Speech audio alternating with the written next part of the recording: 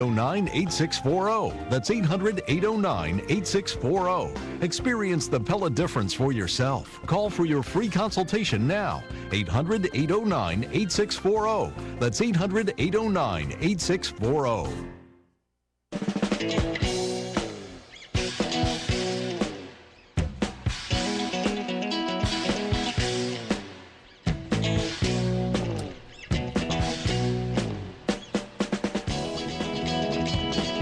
Welcome back to What's Cooking Today, the nation's food, wine, restaurant, and travel program. I'm Michael Horn. That is Paul Stern. So, Paul Stern, this iPhone, have you? Do you have an iPhone? I do not have an iPhone. I must confess that I have yet to achieve the iPhone status. Apparently, they do we have time to talk about this now? We have Larry Lipson ready to go from Costa Rica, but it's okay. I just wanted to mention that the iPhone apparently was lost somewhere in San Francisco, and it was a guy from Microsoft that left it in a bar, and some guy either stole it or someone grabbed it. It was sold to someone else, and they did research on it, and they're saying, hey, it's got a bigger battery. It seems like the electronics is smaller. It's got a camera on the front of it that you can use it to shoot a picture of yourself while you're talking to someone, plus one in the back that's got a flash on it, and they say it's a new 4G model that should be maybe out in June. It's that rumor going out.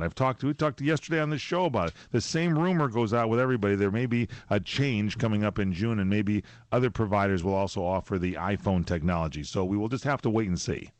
That's what it is. We have Larry Lipson. Larry, have you heard about this at all? Larry Lipson, ladies and gentlemen, from the Lipson Institute of Advanced Wine Studies in Costa Rica. He is an expert in all things wine, and he will tell us some tips there. But do you have an iPhone, Larry? Yeah, I have phones, but I don't have I saw that thing on the iPhone on television. So already Costa Rica is aware of this as well. This is a guy that supposedly left his phone, had a little too much to drink, or someone stole his phone, correct? Right. But they got it back. Well, somebody got it, and they've been researching it. They want it back. I don't know if they've received it back yet. That they're still... Well, on TV last night, according to... what's her name on ABC? What's her name? She's one of my favorites. Diane Sawyer. Oh, that what's her name? That's what's her name. Anyway, she said that it was somehow the guy left it on the bar or something, but they got it back. See, Miss Sawyer knows more than we do about it. Maybe she was, and I hate to cast any aspersions, involved in this whole thing. But that's, of course... I'm not a reporter, and don't hold me to the truth on that story. But that's quite an aspersion, I might say. Anyway, you're living in a technocracy? Is that what they call it? That's right. The technocracy is where we are. The technocracy of San Francisco is where that was, and also some guy had too many hits. So tell me, what's going on in the world of wine, Larry Lipson? You and the lovely Lillian Lipson there in Costa Rica at the Lipson Institute for Advanced Wine Studies. What have you discovered this week? Well, I thought it's something very interesting to me. I learned something this week, too. The most widely planted red grape variety in Argentina is what? Malbec. Well, you're probably right today, but yesterday or a few days ago or whatever, it was a grape called Bonarda, Bonarda. Bonarda, Bonarda? Right. I once knew a girl from Bonarda. Is that a place, Larry? Bonarda. Yeah, okay. Anyway, Bonarda is from Italy, but they don't use it much in Italy.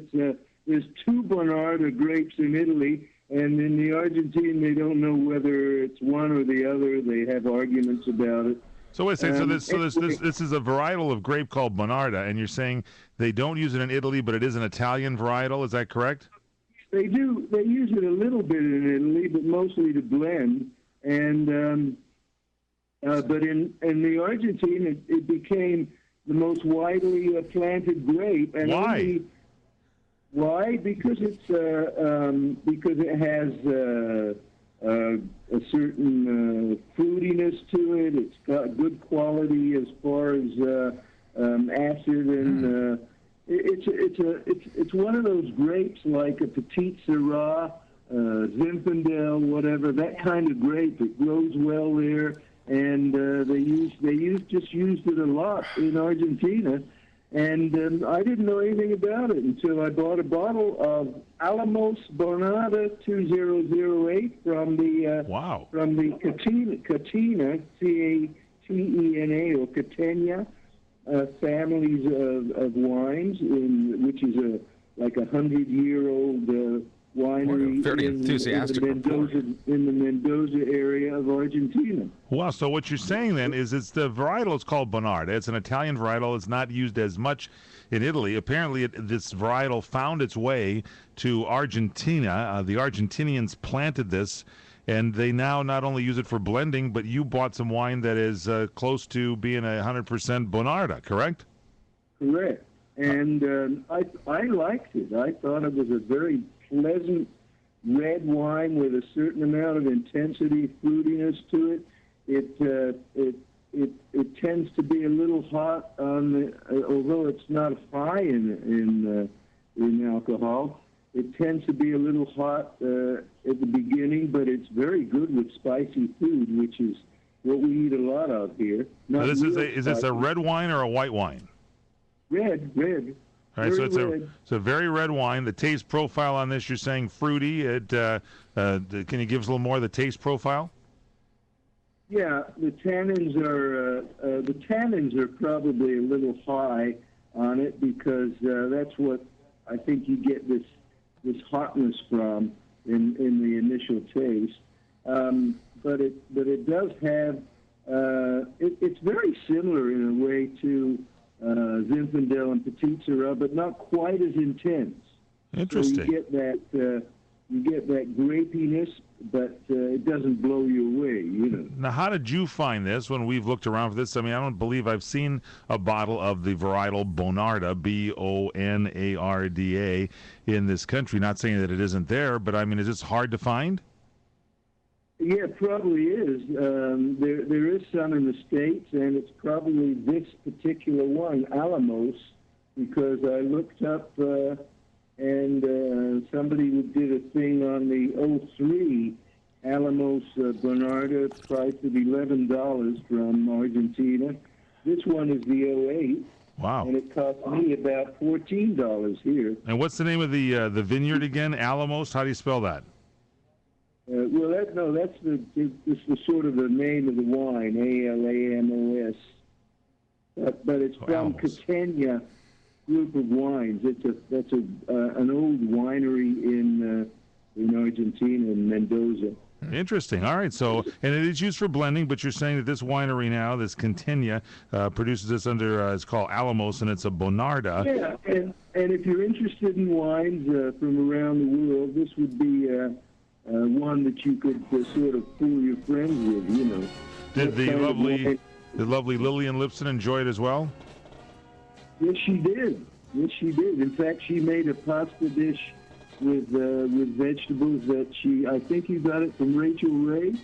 Yeah, she got it off TV from Rachel Ray, a vegetable pasta dish. Interesting. So the wine did its job then, is that what you're saying, Larry? Yes, it did. We had a nice dinner last night. Very nice. I like to hear about that when things work out well at the Lipson Institute for Advanced Wine Studies.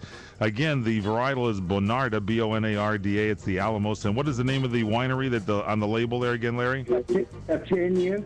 A-T-E-N-A. It's a very small print. A-T-A-E-N-A, Catena. All right. Thanks so much, Larry Lipson from the Lipson Institute of Advanced Wine Studies. Straight ahead, more on What's Cooking Today.